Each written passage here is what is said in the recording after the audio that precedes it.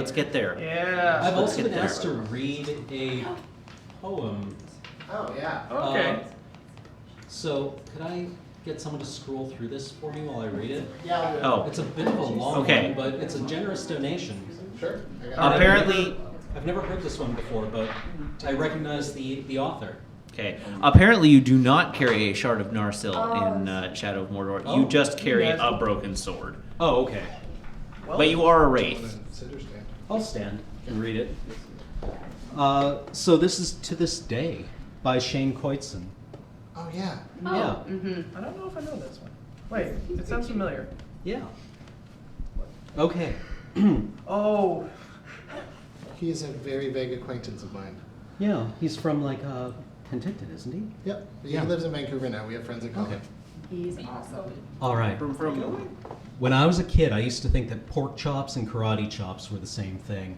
I thought they were both pork chops, and because my grandmother thought it was cute, and because they were my favorite, she let me keep doing it. Not really a big deal. One day, before I realized fat kids are not designed to climb trees, I fell out of a tree and bruised the right side of my body. I didn't want to tell my grandmother about it because I was afraid I'd get in trouble for playing somewhere I shouldn't have been. A few days later, the gym teacher noticed the bruise and I got sent to the principal's office. From there, I was sent to another small room with a really nice lady who asked me all kinds of questions about my life at home. I saw no reason to lie. As far as I was concerned, life was pretty good. I told her, whenever I'm sad, my grandmother gives me karate chops. This led to a full-scale investigation, and I was removed from the house for 3 days until I finally decided to ask how I got the bruises. News of this silly little story quickly spread through the school, and I earned my first nickname, Pork Chops. I hate pork chops. I'm not the only kid who grew up this way, surrounded by people who used to say that rhyme about sticks and stones as if broken bones hurt more than the names we got called, and we got called them all. So we grew up believing no one would ever fall in love with us, that we'd be lonely forever, that we'd never meet someone to make us feel like the sun was something they built for us in their tool shed.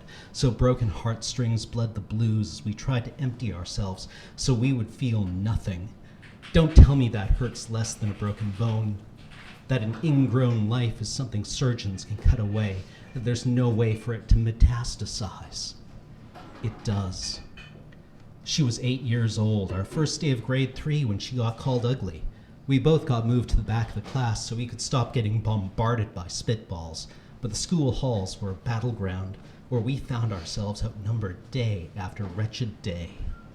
We used to stay inside for recess because outside was worse. Outside we'd have to rehearse running away or learn to stay still like statues, giving no clues that we were there. In grade 5, they taped a sign to her desk that read, "Beware of dog." Despite a loving husband, she doesn't think she's beautiful because of a birthmark that takes up a little less than half of her face. Kids used to say that she looks like a wrong answer, that someone tried to erase, but couldn't quite get the job done. And they'll never understand that she's raising 2 kids whose definition of beauty begins with the word mom, because they see her heart before they see her skin, that she's only ever, always been amazing. He was a broken branch grafted onto a different family tree, adopted, but not because his parents opted for a different destiny. He was 3 when he became a mixed drink, of 1 part left alone and 2 parts tragedy, started therapy in 8th grade, had a personality made up of tests and pills, lived like the uphills were mountains and the downhills were cliffs, 4/5 suicidal, a tidal wave of antidepressants, and an adolescence of being called pauper, 1 part because of the pills and 99 parts because of the cruelty. He tried to kill himself in grade 10 when a kid who had still had his mom and dad had the audacity to tell him, "Get over it," as if depression is something that can be remedied by any of the contents found in a first aid kit. He is a stick of TNT lit from both ends. He could describe to you in detail the way the sky bends in the moments before it's about to fall, and despite an army of friends who all call him an inspiration, he remains a conversation piece between people who can't understand. Sometimes becoming drug-free has less to do with addiction and more to do with sanity. We weren't the only kids who grew up this way. Kids are still being called names. The classics were, "Hey, stupid," "Hey, spaz." Seems like each school has an arsenal of names getting updated every year. And if a kid breaks in a school and no one around chooses to hear, do they make a sound? Or are they just the background noise of a soundtrack stuck on repeat when people say things like, kids can be cruel? Every school was a big top circus tent, and the pecking order went from acrobats to lion tamers, from clowns to carnies. All of these were miles ahead of who we were. We were freaks, lobster claw boys and bearded ladies, oddities, juggling depression and loneliness, playing solitaire spin the bottle, trying to kiss the wounded parts of ourselves and heal. But at night, while the others slept, we kept walking the tightrope. It was practice, and yeah, some of us fell. But I want to tell them that all of this shit is just debris left over when we finally decide to smash all the things we thought we used to be. And if you can't see anything beautiful about yourself, get a better mirror. Look a little closer. Stare a little longer. Because there's something inside you that made you keep trying despite everyone who told you to quit.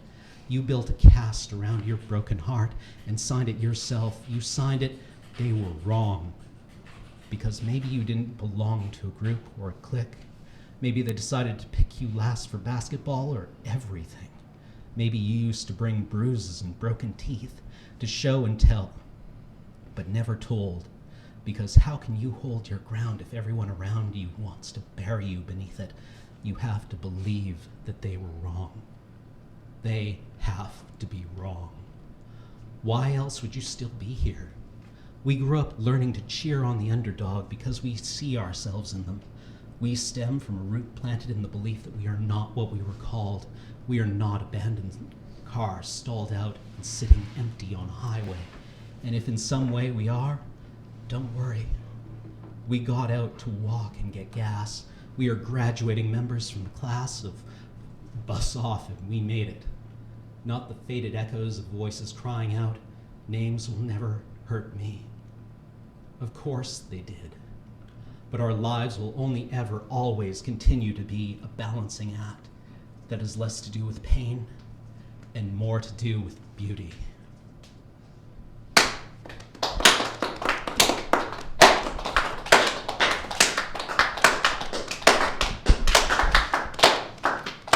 Thank you, Cam. Wow, that hit close to home. That's a Beautiful piece. No, Thank you for reading that. It was a little familiar, and then I was like, right, this one. Yeah. Because it starts off very lighthearted and draws you in. This one always, yeah, And then- chose me. That's part of why it's so well constructed, is because you're just like, oh. Yeah. Well, I'm here for the long haul. I've never heard that.